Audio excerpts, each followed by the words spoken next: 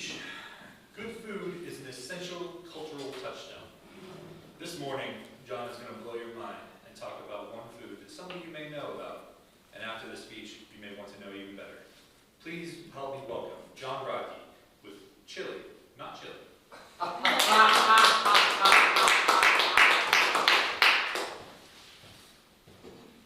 Go Chili's! What? My rugby team in college, we were the New Mexico State Chili's. New Mexico State, their team is the Aggies. It's an agricultural school. Texas, A&M Tech, one of those, doesn't matter. They're also the Aggies. There's this weird duplicate rivalry sort of thing. Makes no sense at all. Our rugby team in the early 80s went, no, we're going to call ourselves the Chili's, because Hatch is just north of Las Cruces, and it's the green chili and the chili capital of the world. We like it spicy in New Mexico. In New Mexico, pain is a flavor.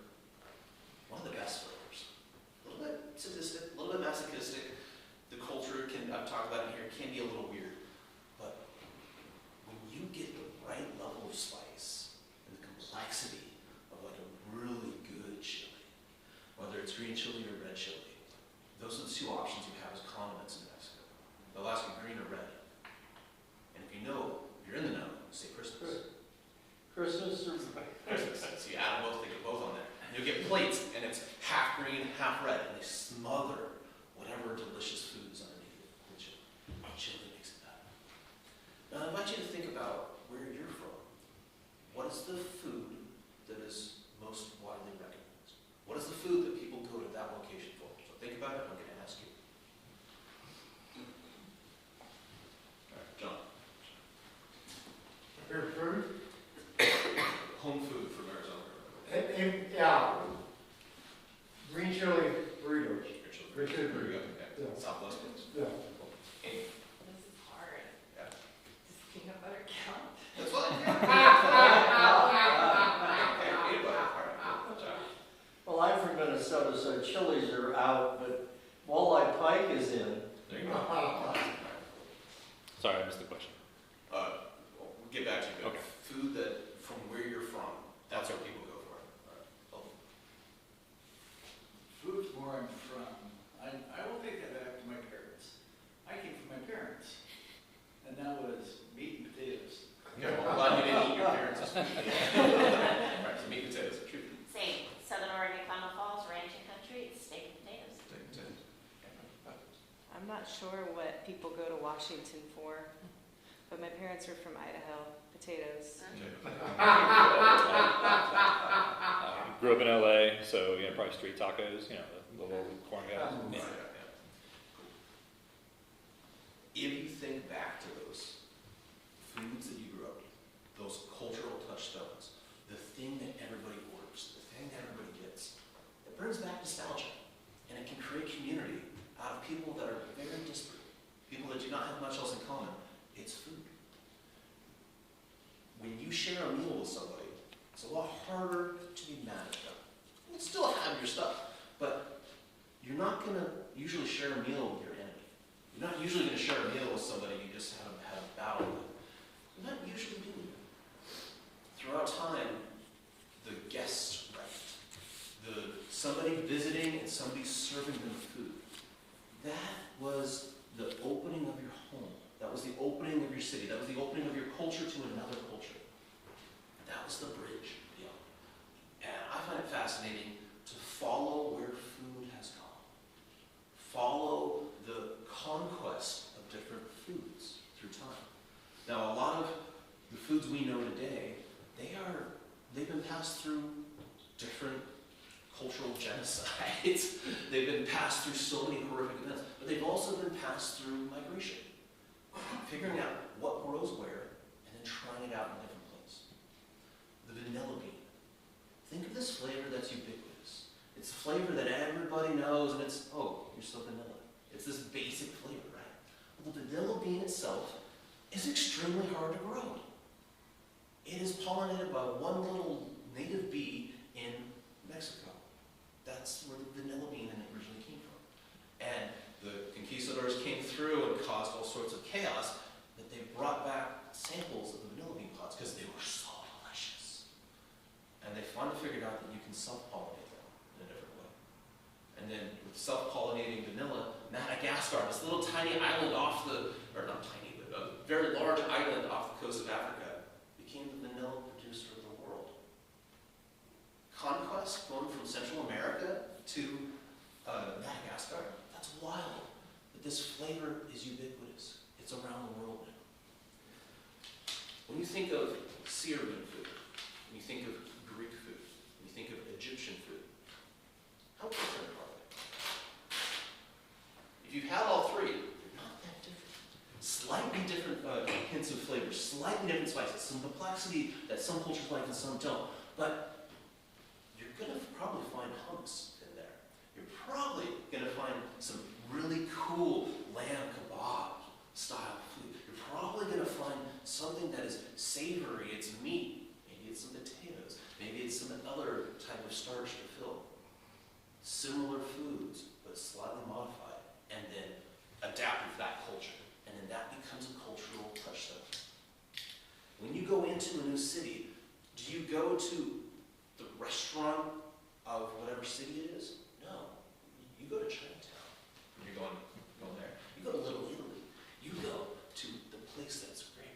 If you have an immigrant community, speaking of Idaho, go into Boise. An immigrant community in Boise, there's amazing food to try out. Boise is this vibrant cultural touchstone because of my cousin's efforts to help legal immigration into Boise area. Shelley was part of the department where she had this liaison with folks that were immigrant refugees that were and they would settle them in the Boise area. And she had all of these lists of translators and awesome people. When they came through the system, they would be able to get paid to come back in if they spoke the local dialect of somebody who's coming into the country at that point. And she created all these ties.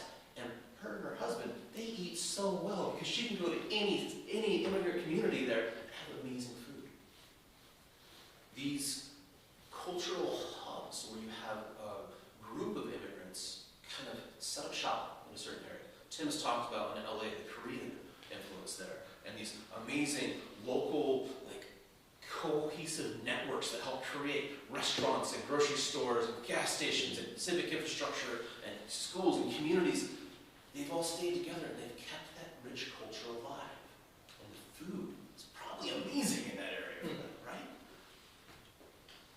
If you think of England, what do you think of as their food? Bland, boiled, burnt, and nasty. Beans on toast. Beans on toast. And that is important. The cultural keystone of English breakfast is all imported food. It's all imported recipes. Every single bit. Ketchup is because people went to India under conquest and loved the food, and they tried to mimic the flavor back in England. Everything you think of that is quintessentially the food of England is from their conquests and torture of other cultures and countries. But they did bring the food, so there's a little bit of good there. The idea behind what makes life vibrant. You could be having a really bad day, but you eat a bomb falafel, your day just got a lot better. Finding ways to find joy in things. When I was a kid, we were cooking, and I was like, Mom, we have basic ingredients to make most of New Mexican cooking. So you have corn or flour tortillas, combo there. If you're doing more southern New Mexico and into Mexico, it's almost all corn tortillas, but northern New Mexico likes flour tortillas a lot. Big, huge difference in flavor. If you're in that zone and you don't really know, it's not that big of a difference. You have green or red chili, you have pinto beans, you have cheese, and you have rice and meat of some sort. You could make 50 to 100 different dishes from that little combination. Meat and potatoes with a few seasonings that are different can drastically change everything. Slight different preparation, slightly different cooking times, slightly different texture styles. And you have thousands and thousands of different meals. And all of them are enhanced by the cultures that create it. All of them are enhanced by the different communities that figured out, wow, we like this. Ooh, let's make it a little better. Oh, let's try this. Oh, let's feed this to other people, get the word out. The history of food I find fascinating. And it bridges these artificial borders. It bridges these artificial boundaries that we have created through socio-economic and political ties. The thing of conquest that lasts with the conqueror is the foods that were incorporated. You won't have a culture that goes out and explores other things and then comes back and doesn't have food from that culture. If they do, they were a really boring thing. I can't think of one. To cap it off, the place I've been to that has the best food from a bunch of cultures are the islands of Trinidad and Tobago. Has anybody been there? Been to Trinidad and Tobago? Amazing food, but you have the original Qatari natives that lived there. You have a little bit of the food from them. You have Spanish conquistadors and the food from there. You have English and French as they were battling over the islands. You have Indian from India food because the English imported a bunch of Indian indentured servants, slaves. And you have South American cooking. You have Central American cooking. You have Caribbean cooking. You have all of this mixed together, making flavor profiles unlike anything I've ever had. It is a rich, culturally diverse country that is a teeny tiny speck in the middle of the Caribbean, but it is rich with culture and heritage and spice. Because green chili for us, for me growing up, and on the islands there, all the spices, that is the spice of life. Mr. President.